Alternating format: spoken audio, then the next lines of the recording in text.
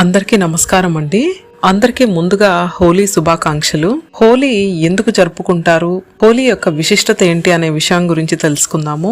హోలీ వస్తుందంటే చాలు దేశమంతా పండగే. దీపావళి తర్వాత దేశంలో అత్యంత వేడుకగా జరుపుకునే పండుగలలో ఇది ఒకటి. ఈ పండుగ సత్యయుగం నుంచి జరుపుకుంటున్నట్లు హిందూ పురాణాలు తెలుపుతున్నాయి. హోలీ అంటే అగ్ని లేదా అగ్నితో పునీతమైనదని అర్థం. హోలీని హోలికా పూర్ణిమిగా కూడా వ్యవహరిస్తారు. ఏటా పాల్గొన మాసంలో పౌర్ణమి రోజున వచ్చే ఈ పండుగను హోలీ, కాముని పున్నమి, డోలోత్సవం అని కూడా అంటారు.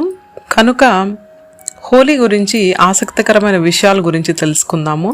రాక్షస రాజు హిరణ్యకశిపుడు కుమారుడు ప్రహ్లాదుడు నిత్యం విష్ణుమూర్తిని స్మరిస్తుంటాడు. అది హిరణ్యకశిపుడికి నచ్చదు. దీంతో ప్రహ్లాదుడిని మట్టుబెట్టాలని నిర్ణయించుకుంటాడు. దీంతో అతని రాక్షస సోదరి అయిన హోలికను పిలుస్తాడు. ఆమెకు ఉన్న శక్తితో ప్రహ్లాదుడిని మంటల్లో ఆహుతి చేయాలని ఆమెను కోరుతాడు. దీంతో ఆమె ప్రహ్లాదుడిని ఒడిలో కూర్చోబెట్టుకుని మంటల్లోకి దూకుతుంది. అయితే విష్ణు మాయతో ప్రహ్లాదుడు ప్రాణాలతో బయటపడగా హోలిక రాక్షసి మాత్రం ఆ మంటల్లో చనిపోతుంది.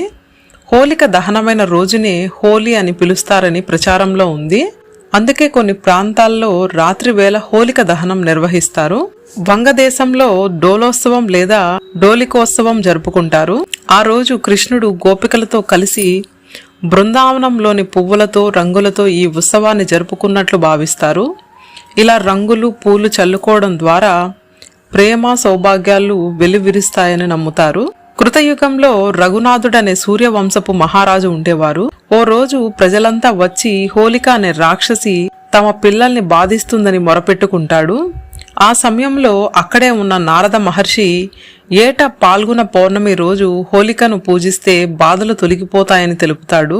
ఆ పూజలు పగటివేళ చేస్తే కష్టాలు వస్తాయని, అంతా రాత్రివేళ నిర్వహించాలని వివరిస్తాడు. దీంతో అప్పటి నుంచి హోలీ పూజలు నిర్వహిస్తున్నట్లు పూర్వీకులు తెలుపుతున్నారు. డోలిక అంటే ఉయ్యాల అని అర్థం. బాలకృష్ణుణ్ణి పాల్గొన మాసం పూర్ణిమ తిథిలో ఉయ్యాల్లో వేసినట్లు పురాణాలు తెలుపుతున్నాయి. ఈ సందర్భంగా పశ్చిమ బెంగాల్లోని హోలీ రోజున శ్రీకృష్ణుడు ప్రతిమను ఉయ్యాలలో వేసి డోలికోత్సవం జరుపుతారు. ఈ హోలీ రోజున శ్రీకృష్ణుడు రాధను ఉయ్యాలలో పెట్టి రంగులు పులిమినట్లు కూడా చెబుతూ ఉంటారు.